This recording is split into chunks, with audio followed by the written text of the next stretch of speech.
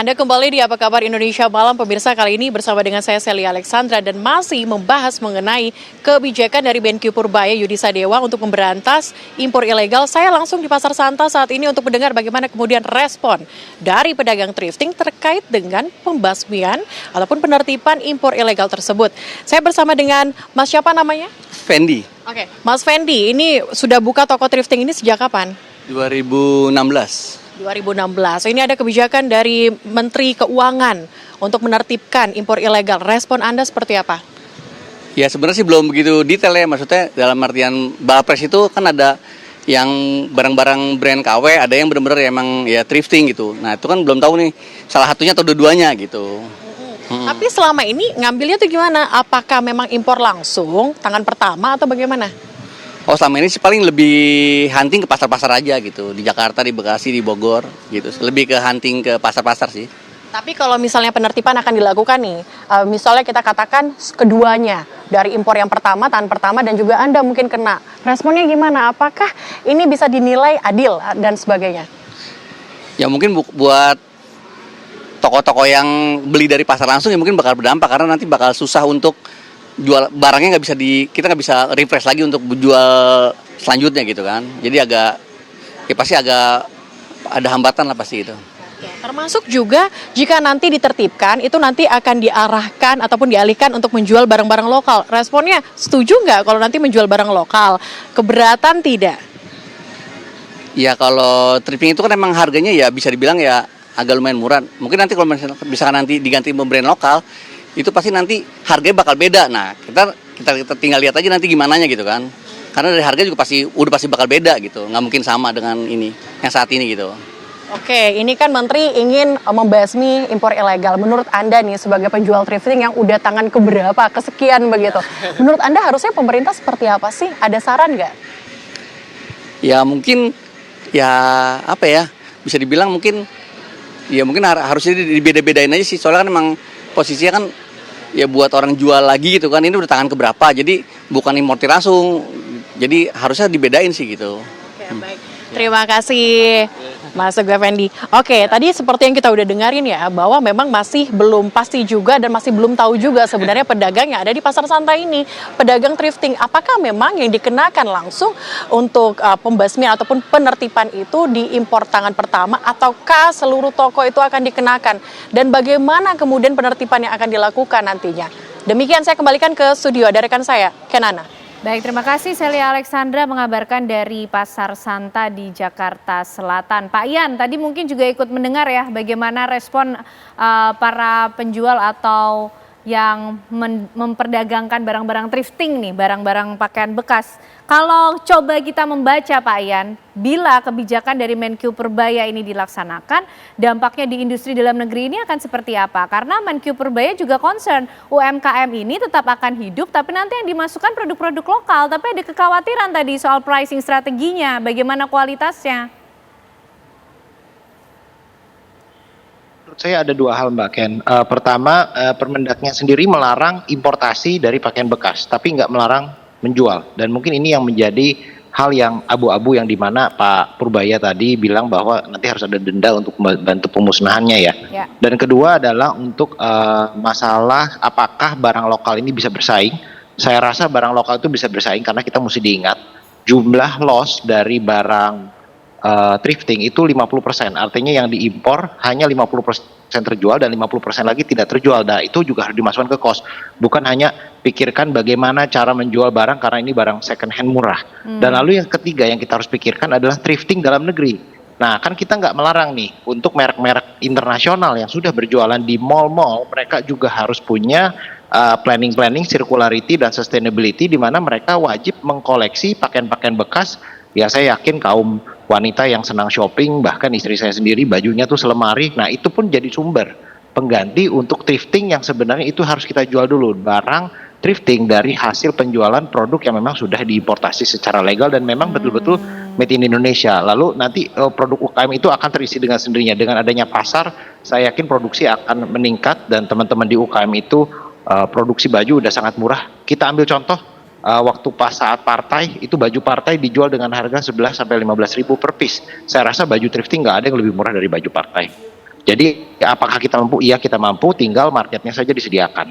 Nah kalau di market tersebut disaturasikan dengan bahan-bahan yang merupakan sampah dan mungkin masuknya juga nggak bayar pajak, nah itu kan unfair trade ya, lebih ke arahnya.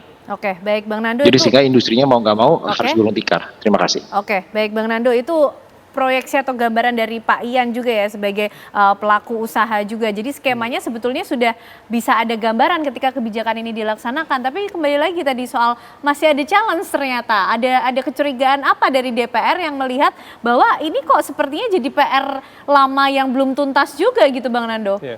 Jadi gini, memang kalau saya sebelum masuk ke bagian pasar ya, kan kita sepakat, satu Indonesia sepakat bahwa kita harus berantas nama impor ilegal ya. Jadi kan impor ilegal ini kan sudah berlangsung puluhan tahun, Mbak. Jadi ini juga bukan Satgas ini juga udah lama berjalan gitu. Nah, kenapa pertanyaan kami ini kenapa kok impor ilegal ini masih terus ada gitu? Apa yang terjadi gitu? Bayangkan Satgas itu sudah 11 kementerian lembaga di dalam Satgas itu. Kurang apa lagi gitu? Jangan-jangan dari 11 lembaga ini yang bermain gitu. Saya curiga juga. Ada kecurigaan ke sana. Loh, terus kenapa nggak selesai gitu? Itu termasuk diantaranya kejaksaan di situ, polisi di situ, ada beberapa kementerian di situ, termasuk bea cukai semua udah masuk situ. Jadi langgeng begitu Bang. Apa yang kurang di situ cuma? Kok masih belum beres-beres gitu? Apakah presiden harus turun masalah ini? Kan kita harus menanyakan balik kan. Nah, saya masuk ke dalam pasar. Jadi sebelum dunia tekstil ini berantakan ini kan saya kan banyak di dapil saya kan banyak industri tekstil ya. Jadi kan mereka kan selalu komplain mengenai saya masalah terbesar di dalam perizinan itu adalah impor ilegal gitu. Saya yakin kalau impor ilegal ini kita berantas, saya yakin industri lokal itu bisa bergerak lagi gitu kan. Bayangin aja kemarin kita bicara tekstil yang perusahaan yang besar yang PHK yang bangkrut itu aja PHK puluhan ribu orang, belum yang kecil-kecil. Nah, kalau misalnya itu industri impor ilegal ini kita berantas dan mereka bergerak lagi dengan industri lokal, ini kan bisa menggerakkan pasar juga gitu. Jadi kita sepakat bahwa peraturan ini harus kita terapkan dulu gitu.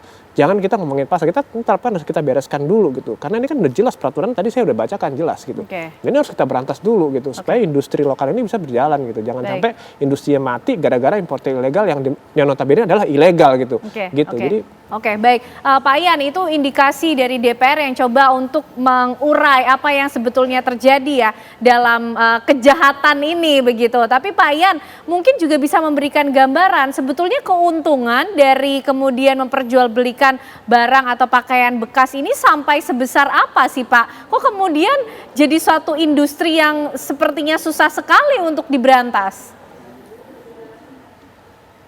Ya, saya rasa keuntungan pasti ada ya Mbak Ken, karena kan namanya pakaian bekas sebenarnya dari negara asalnya itu mungkin mereka juga dari koleksi-koleksi sumbangan yang sebenarnya dibagikan dan di pengiriman gratis. Jadi model bisnisnya dari eksportirnya itu mereka hanya repacking untuk membuang sampah. Jadi dari negara asal untuk membuang sampah itu juga sudah ada fee di mana mereka bayar untuk ya kayak kita di sini ongkos TPS lah. Nah tentunya ketika sampah ini kemudian diekspor, jadi bisa-bisa sampahnya hanya 0. Nah di sini dijual dengan harga 25.000, ya mungkin tinggal selisihnya itu adalah ongkos logistik dan ongkos pengiriman. Dan itu yang menyebabkan marginnya itu juga masih mumpuni. Cuman masalah utama yang kami dari asosiasi garis bawahi, kalau kita di dalam negeri masih belum bisa menyelesaikan masalah circularity dan masalah sampah dari barang hasil jualan kita juga yang sekarang pemerintah mungkin sedang membereskan masalah sampah-sampah di TPS.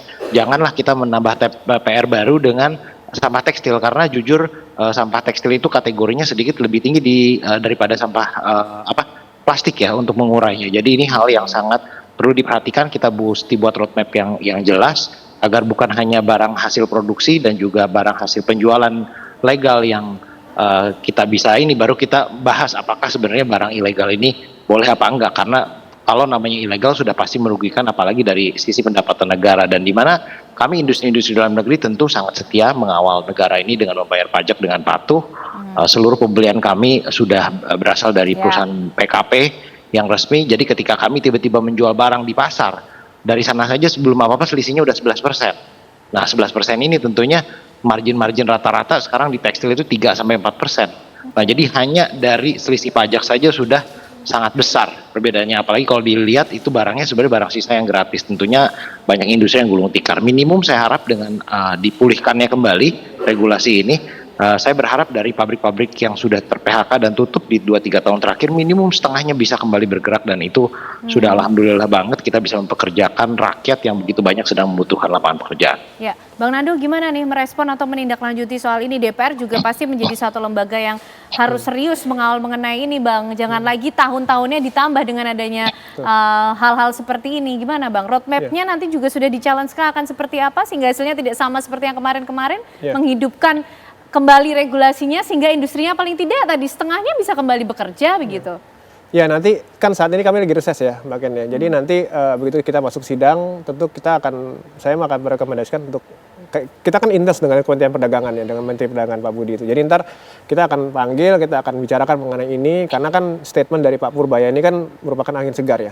Jadi ini kan orang menteri baru yang mau berantas. Jadi ini kami mengapresiasi tinggi gitu bahwa dia akan memberantas ini. Jadi kita sepakat untuk kita gimana caranya Satgas ini harus terus jalan, kita harus berantas impor ilegal ini supaya industri lokal kita bisa berjalan gitu. Oke. Kami akan kawal semua ini. Oke. Nah, lalu bagaimana juga soal lagi-lagi inovasi Pak Purbaya ini menambahkan tidak hanya di penjara, jangan hanya kemudian dibakar saja, tapi juga ada kebijakan penambahan atau pemberian denda gitu bagi para pelakunya. Gimana nih, Bang? Ya itu bagus-bagus saja, Mbak Ken.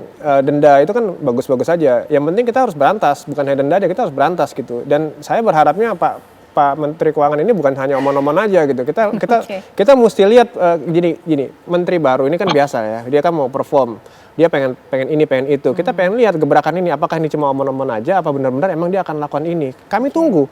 Kalau emang ini benar dia akan lakukan, ini benar-benar sebuah breakthrough yang bagus sekali. Ini gebrakan yang luar biasa, karena ini sudah penyakit kronis yang kita harus berantas gitu. Jadi kalau Pak Menteri Keuangan ini melakukan ini hebat, menurut saya bagus gitu. Tapi kita lihat makanya apakah ini hanya sekedar omong-omong atau benar-benar emang dia akan lakukan ini. Oke, gitu. baik. Kami tunggu. Pak Ian, ini kalau bisa betul-betul dilaksanakan menjadi satu gebrakan yang luar biasa. Seperti itukah Pak Ian? Karena sudah menjadi suatu penyakit begitu di industri tekstil dan betul-betul harus diobati begitu?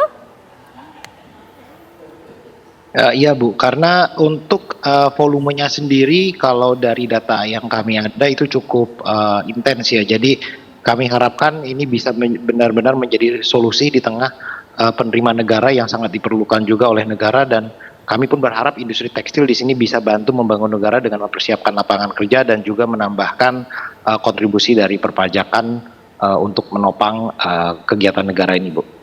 Oke, lalu Pak, kalau kita... Dan mungkin kalau saya boleh tambah izin, jadi dari Permendaknya sendiri kan melarang impor. Memang kita pun, saya mengapresiasi di mana dari Kementerian Perdagangan bilang memang undang-undangnya itu tidak melarang untuk menjual. Karena pedagang-pedagang thrifting ini kalau kita lihat seperti video sebelumnya adalah teman-teman pedagang-pedagang kecil yang mungkin mereka beli barang ini pun dengan memakai uang keringat mereka ya. Jadi bukan hanya ditindak di lapangan, mungkin kalau yang sudah terlanjur dibeli ya boleh, mesti ada masa grace period karena kita juga tidak mau menimbulkan kerugian.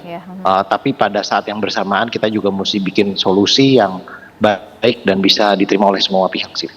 Oke, baik. Bang Nando, mungkin apa kemudian langkah yang mulai akan dilakukan bersama dengan kementerian atau lembaga terkait juga untuk mendorong ini supaya tidak omong-omong saja Bang, tadi lewat penegakan hukumnya kah atau akan dimulai dari mana? Ya, kalau kami di DPR ini kan fungsi kami kan hanya pengawasan. Kami kan tidak bisa menindak gitu. Jadi kita akan mengawasi ini karena saya kan sebagai wakil rakyat, saya kan punya konstituen itu yang industri tekstil besar juga gitu, dan ini udah menjadi komplain mereka selama ini gitu. Jadi saya mempunyai obligasi atau kewajiban untuk memperjuangkan ini semua Mbak Ken. Jadi jangan khawatir, ntar kita akan terus mengawal ini semua. Kayak saya pastikan bahwa semua eksekutif yang terkait dalam industri impor ilegal ini harus melakukan tugasnya dengan baik dan benar gitu. Ada target Bang? Targetnya tahun lalu.